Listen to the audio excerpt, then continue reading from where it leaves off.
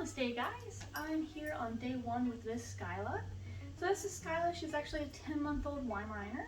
She has some just issues with jumping on people, counter surfing, grabbing things out of people's hands. She's really bad about pulling on the leash. So any kind of tension she feels, she actually pulls into it. So she kind of drags her owner around when she's on the leash. You can see she doesn't care about the leash pressure here. When she feels that pressure, she just kind of pulls into it. As well as she could be a lot better on her recall.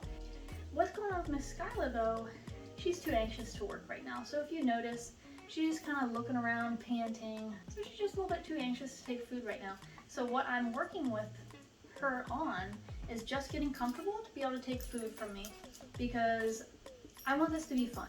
So I'm not just going to put the prong collar on her and make her do the things, because I sure could, but I really want to give her a chance and get her to want to work with me. So what I'm going to do is just really sit on the floor. She's allowed to smell, she can do all the things, and then honestly I'm just going to sit on the floor and exist with her and work towards getting her to take treats from me. So the first thing I'm going to start with is her food. This is a bag of her food. So ideally I want her to end up working for me for her food. So I'm going to start with her food. If she doesn't want this, I will move to higher value things.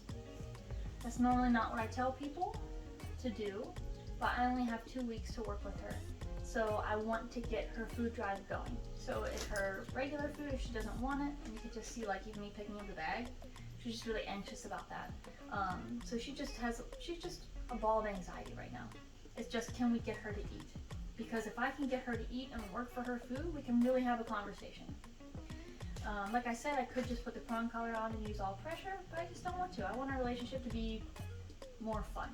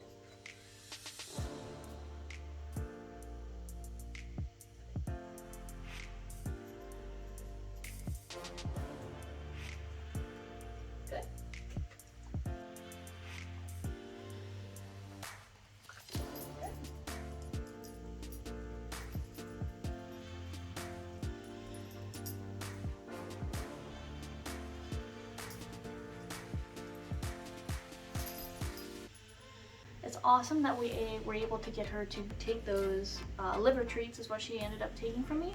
Because when she first got here, I offered those to her as well, and she did the same thing she did with her food. She like put them in her mouth and then spit them out.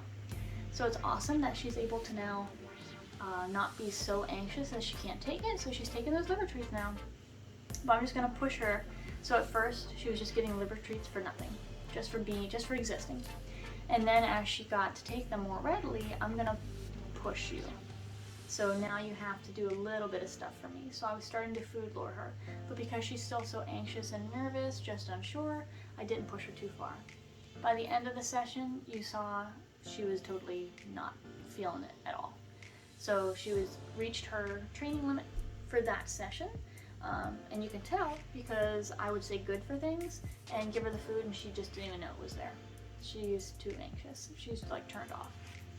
So I put her in her kennel to rest, and she's actually laying down on her side. She's like, okay, that was enough. So every dog is different. Really read the dog in front of you, right?